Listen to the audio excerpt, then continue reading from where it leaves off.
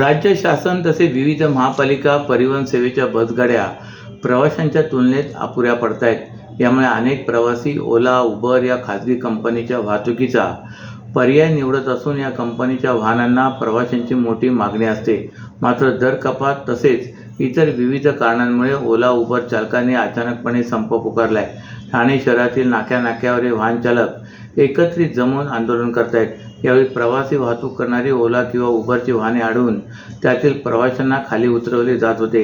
यामुळे प्रवाशांचे हाल होत आहेत। मुंबई महानगर क्षेत्रात राज्य परिवहन सेवा तसेच विविध महापालिकांच्या परिवहन सेवेच्या बसगाड्या चालवण्यात येतात। या बसगाड्या संपूर्ण महानगर क्षेत्रातील विविध मार्गावर चालवण्यात येत असून गेल्या काही वर्षात मुंबई महानगर क्षेत्राचे मोठ्या प्रमाणात नागरिकीकरण झाले।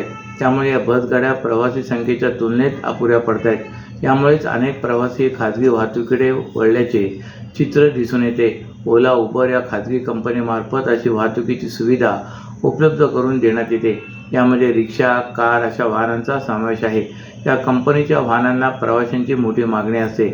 मात्र दर कपात तसे इतर विविध कारणांमुळे ओला, उबर चालकांनी अचानकपणे संप पुकारलाय। ओला, उबर, रॅपिडो चे मनमानी दर बंद करून सरकारी मीटर दर करा। बाईक, टॅक्सी कोणत्याही स्वरूपात नको। रिक्षा व कॅब परमिटवर मर्यादा आणा। रिक्षा टॅक्सी कल्याणकारी मंडळ कार्यान्वित करा। महाराष्ट्र गिग वर्कर्स ॲक्ट लागू करा।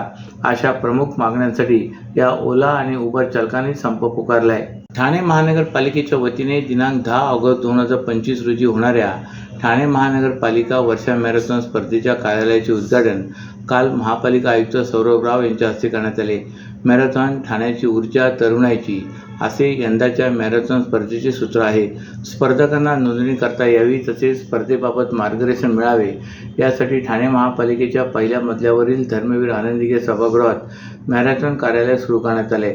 यावेळी अतिरिक्त आयुक्त संदीप माळवी, अतिरिक्त आयुक्त प्रशांत रोडे, नगर अभियंता प्रशांत सोनाग्रह, उपायुक्त मनीष जोशी, मिनल पालांडे, ठाणे जिल्हा ॲथलेटिक्स असोसिएशनचे पदाधिकारी, ठाणेकर, ज्येष्ठ नागरिक, शाळेचे विद्यार्थी मोठ्या संख्येने उपस्थित होते। कोविड-19च्या पार्श्वभूमीवर ठाणे महानगरपालिका वर्षा मॅरेथॉन घेण्यात आली नव्हती। तदनंतर 6 वर्षानंतर ही मॅरेथॉन होत असल्याने ठाणेकरांमध्ये उत्साहाचे वातावरण आहे। या स्पर्धेत मुंबई, ठाण्यातीलच नव्हे तर महाराष्ट्रातून अनेक स्पर्धक सहभागी होत असतात। त्याचप्रमाणे आर्मीमधील नामवंत खेळाडू सहभागी होतात। स्पर्धेत सहभागी होणाऱ्या स्पर्धकांना मॅरेथॉन स्पर्धेची संपूर्ण माहिती मिळावी तसेच स्पर्धेचे प्रवेश अर्ज, चेस नंबर आदी अनुषंगिक कामाची पूर्तता मॅरेथॉनचे कार्यालय करण्यात येणार आहे। तसेच यावेळी ठाणे महानगरपालिका वर्षा मॅरेथॉनच्या बोधचिन्हाचे अनावरण आयुक्तांच्या हस्ते करण्यात आले। ठाणे महानगरपालिका वर्षा मॅरेथॉन स्पर्धेत जिल्ह्यातील शालेय विद्यार्थी मोठ्या संख्येने सहभागी होणार असून स्पर्धकांची नोंद करता यावी तसेच स्पर्धकांना माहिती मिळावी व संपर्क साधता यावा यासाठी सदर कार्यालय सुरू करण्यात आले आहे। शेतमालाला हमीभाव मिळावा तसे कर्जमाफी करावी या मागणीसाठी लातूर जवळील अहमदपूर येथील शेतकरी सहदेव होनाळे हे खांद्यावर नांगर घेऊन मागील 12 दिवसापासून पायी मंत्रालयाच्या दिशेने निघाले होते। मात्र काल ठाण्यात पोहोचताच त्यांची प्रकृती बिघडल्याने त्यांना ठाणे जिल्हा शासकीय रुग्णालयात उपचारासाठी दाखल करण्यात आले।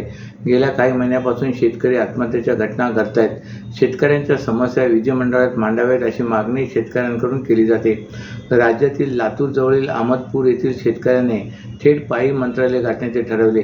त्यानुसार मागील 12 दिवसापासून खांद्यावर नांगर घेऊन शेतकरी सहदेव होनाळे हे मंत्रालयाच्या दिशेने निघाले होते। हा विषय सर्वत्र चर्चेचा ठरला होता। महायुतीने शेतकऱ्यांचा सातबारा कोरा करण्याचे आश्वासन दिले होते।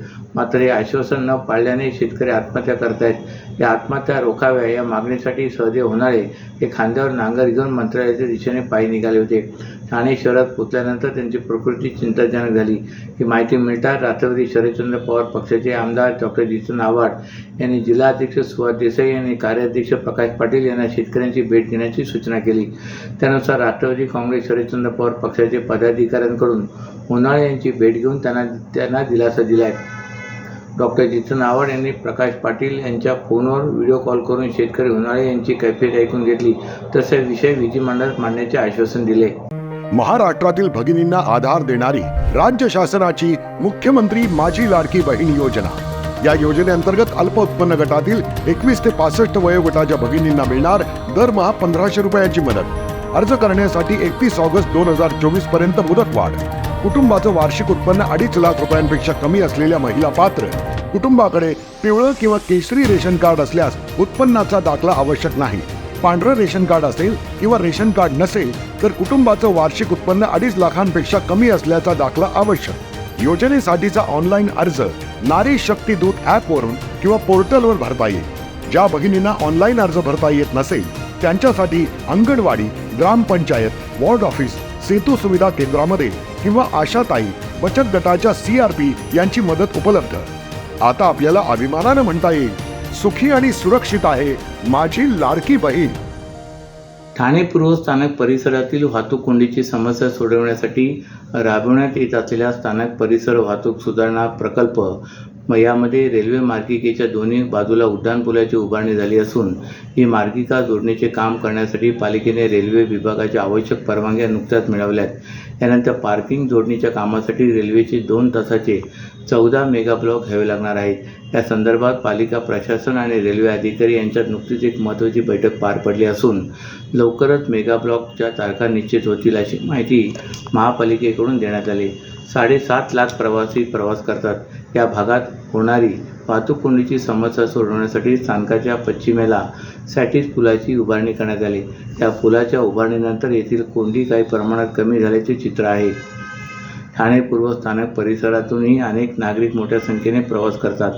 नवी मुंबईच्या दिशेने जाणाऱ्या ट्रान्स हार्बरचा फलाट हा पूर्व बाजूस आहे, त्यामुळे बहुतेक प्रवासी पूर्व भागातूनच प्रवास करतात. तसे लांब पल्ल्याच्या गाड्यांचा फलाट जवळ असल्यामुळे हे प्रवासीसुद्धा स्थानकाच्या पूर्व भागातून वाहतूक करतात. ठाण्यासह विविध परिवहन उपक्रमाच्या बोरिवली भागात जाणाऱ्या बसगाड्या इथून सुटतात. याशिवाय खाजगी बसगाड्याही येथूनच वाहतूक करतात. यामुळे या स्थानक परिसराची वाहतूक कोंडी होऊ लागली. ही समस्या सोडवण्यासाठी पश्चिमेच्या धर्तीवर स्मार्ट सिटी योजनेतून सुमारे 260 कोटी रुपये खर्चून स्थानकाच्या पूर्वेला सॅटिस प्रकल्पाची उभारणी करण्यात येत आहे. गेल्या अनेक वर्षापासून पदोन्नतीच्या प्रतीक्षेत असलेल्या लिपिक व वरिष्ठ लिपिकांना नुकतेच पदोन्नती देत त्यांचा आनंद द्विगुणित करण्यात आला आहे. मात्र वरिष्ठ लिपिक ते उपअधीक्षकपदी पदोन्नती मिळालेल्या 54 जणांना अद्यापही त्यांचा कार्यभार मिळू शकला नाही. त्या 49 जणांना वरिष्ठ लिपिकपदी पदोन्नती देऊनही त्यांना नवीन कार्यभार मिळू शकलेला नाही. त्यामुळे पदोन्नती तर मिळाली, नवीन कार्यभार कधी मिळणार असा सवाल कर्मचाऱ्यांकडून उपस्थित करण्यात येतोय. ठाणे महापालिका सेवेतून गेल्या काही महिन्यात मोठ्या प्रमाणात कर्मचारी अधिकारी सेवानिवृत्त झालेत. त्यामुळे एका अधिकारी व कर्मचाऱ्यावर अतिरिक्त कामाचा बोजा पडतोय. अशातच गेल्या अनेक वर्षापासून महापालिकेत कार्यरत असलेल्या अनेक कर्मचारीही पदोन्नतीपासून वंचित होते. अखेर पालिकेने यंदा रखडलेल्या पदोन्नतीचा मार्ग मोकळा केला आहे. त्यानुसार आत्तापर्यंत 158 जणांना पदोन्नती दिली, तर त्यानंतर रखडलेल्या भरतीचा मार्गही प्रशस्त करण्याचा निर्णय घेण्यात आला आहे. मागील महिन्यात ठाणे महापालिकेने लिपिकपदी काम करीत असलेल्या 49 जणांना वरिष्ठ लिपिकपदी पदोन्नती दिली. वरिष्ठ लिपिक ते उपअधीक्षक पदावर 56 जणांना पदोन्नती देण्यात आली, परंतु त्याची ही पदोन्नती सध्या केवळ नावापुरती दिसत आहे. मागील महिन्याभरापासून 105 जणांना पूर्वीचेच काम करावे लागत आहे. जोपर्यंत वरिष्ठ लिपिक हे उपअधीक्षकपदी रुजू होत नाहीत, तोपर्यंत लिपिकांना वरिष्ठ लिपिक पदावर कार्यरत होता येत नसल्याचे चित्र पाहायला मिळते.